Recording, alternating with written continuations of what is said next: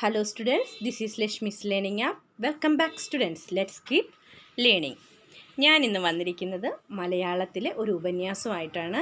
വിഷയം പ്രകൃതി ചൂഷണം. നമുക്ക് കിട്ടിയ വരദാനമാണ് പ്രകൃതി. പ്രകൃതി നമ്മുടെ അമ്മയാണ്. സകല ജീവജാലങ്ങളുടെയും ആവാസ വ്യവസ്ഥ നിലകൊള്ളുന്നത് പ്രകൃതിയെ ആശ്രയിച്ചാണ്. പ്രകൃതിയാണ് നമ്മുടെ ജീവൻ്റെ ഉറവിടം. പക്ഷേ നാം പലവിധത്തിലും പ്രകൃതിയെ ചൂഷണം ചെയ്തുകൊണ്ടിരിക്കുകയാണ്. അത് ജീവജാലങ്ങളുടെ മാത്രമല്ല, മനുഷ്യൻ്റെ തന്നെ നിലനിൽപ്പിനെ ഇല്ലാതാക്കുന്നു. ജീവൻ്റെ നിലനിൽപ്പിന് ആവശ്യമായ ജീവവായു മലിനമായിക്കൊണ്ടിരിക്കുകയാണ്. മനുഷ്യൻ്റെ അമിതമായ ഉപഭോഗ സംസ്കാരമാണ് ഇതിന് കാരണം. വാഹനങ്ങൾ, വ്യവസായ സ്ഥാപനങ്ങൾ എന്നിവയിൽ നിന്നും ഉണ്ടാകുന്ന വാതകങ്ങളും മാലിന്യങ്ങളും ശുദ്ധവായുവിനെ മലിനപ്പെടുത്തുന്നു. ജീവനെ നിലനിർത്താൻ വായു പോലെ തന്നെ മറ്റൊരു അവശ്യ ഘടകമാണ് ജലം അഥവാ വെള്ളം. മനുഷ്യൻ അറിഞ്ഞും അറിയാതെയും ചെയ്യുന്ന പ്രവൃത്തികൾ നിമിത്തം ജലം മലിനമാകുന്നു.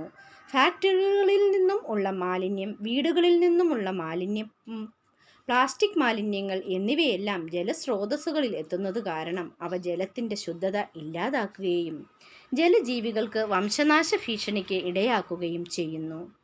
നമ്മുടെ ആരോഗ്യം പ്രകൃതി നൽകുന്ന ആഹാര സാധനങ്ങളിൽ നിന്നും നമുക്ക് ലഭിക്കുന്നതാണ്.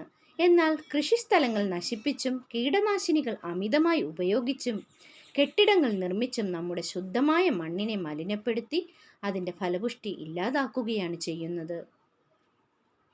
നഗരവൽക്കരണത്തിൻ്റെ പേരിൽ വനങ്ങൾ വെട്ടി നശിപ്പിച്ചും അമൂല്യമായ സസ്യ ഔഷധ സമ്പത്തുക്കൾ ഇല്ലാതാക്കിയും മനുഷ്യൻ പ്രകൃതിയെ ചൂഷണം ചെയ്യുന്നു.